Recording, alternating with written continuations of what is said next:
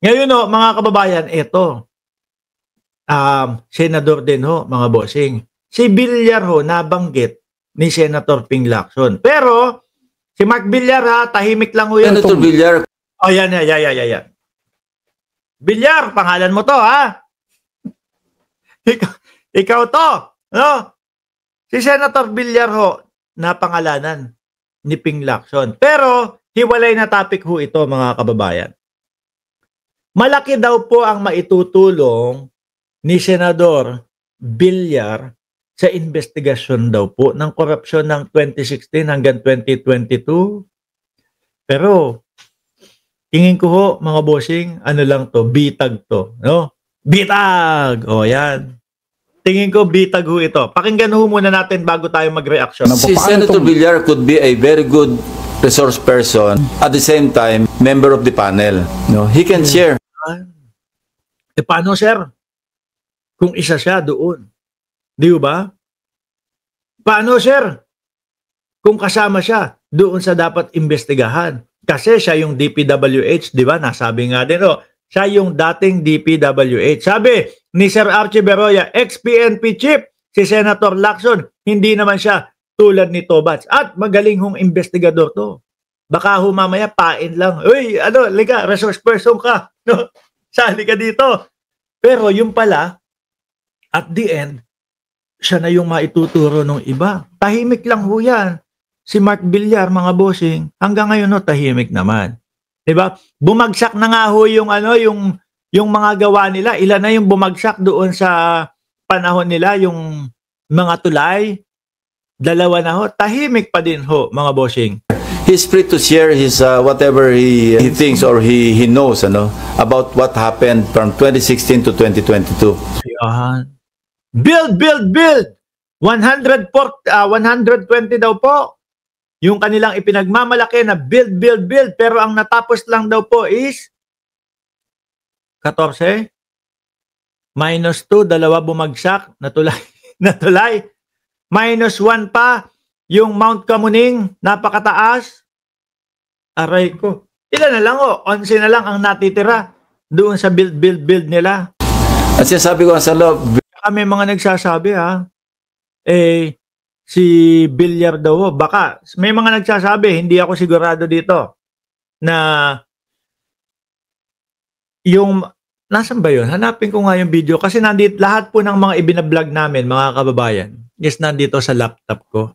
No? Lahat ng mga ebidensya, lahat po ng ginagamit naming mga materyales. Pag napuno na yung memory ng laptop ko, bibili na ako ng bago. Hindi ko yung buburahin.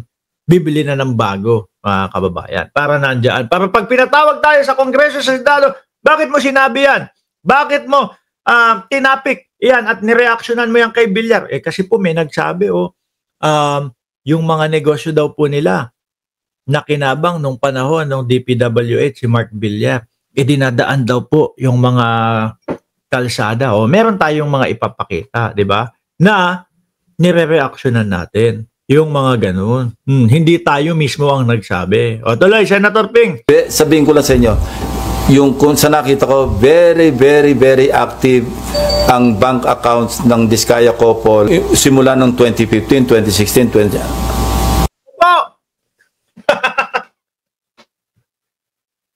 Dami daw pumapasok na pera. No, active na active yung bank account ng Diskaya family daw ho. 2016, 2015, 2016, 2017, 18, 19. At kailan pa ho?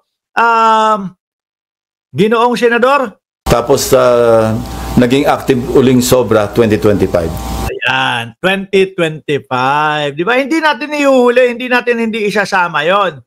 Hindi porkit panahon na ni Pangulong Bongbong Marcos. Kasi malakas ang loob natin. Bakit mga bossing? Alam naman natin na ang Pangulo, ang unang-una na talaga pong sumisiyasa at humahagilap ng mga ghost project. Hindi naman po sira ang tuktok ng ating Pangulo. Magsisiyasat ka ng gano'n, alam mo natatamaan ka niyang ganyan. Alam mo na ikaw ang pwedeng mapangalanan ng mga ganyan. Ang gagawin niyan, tatahimik na lang. Di ba? Tatahimik na lang ang ating Pangulo kaysa ganyan, mga kababayan. Madadamay pa ako kapag nagyabang pa ako na ako yung mangunguna sa investigasyon. Di po ba? Pero, ewan ko ho, baka po itong sinasabi ni Senador Ping Lacson about Villar is baka ano lang ho ito. Kumbaga, pain. Sige, resource person ka. Yung pala, siya na yung mga maituturo, ano? Ng mga senador. Sabi ni Ma'am Neng Gigi, dapat ma-freeze na yung bank account bago pakialaman at makapagtago ng malaking pera. Yan sila, Diskaya. Hindi, inamin naman nila. 11 digit daw ho yung kanilang kaperahan, madam. 11 digit. So, ang unang 3 digit ho, no, simula kanan, 100 lang yun, 100 peso. Yung pangalawang 3 digit, ibig sabihin 6 digit na 100,000 pesos na ho, no? Nagsisimula yan from 100,000 hanggang 999,000 ho, mga bossing. Pag naging 7 digit, diyan na po magsisimula yung 1 million hanggang 1 million hanggang 999 hanggang 9,999,999 pesos. Diyan na yon. Pagka naman ho, ilan na? Pag 8 digit na, 10 million. Pataas na. Hanggang 99 million. Hanggang sa umabot na.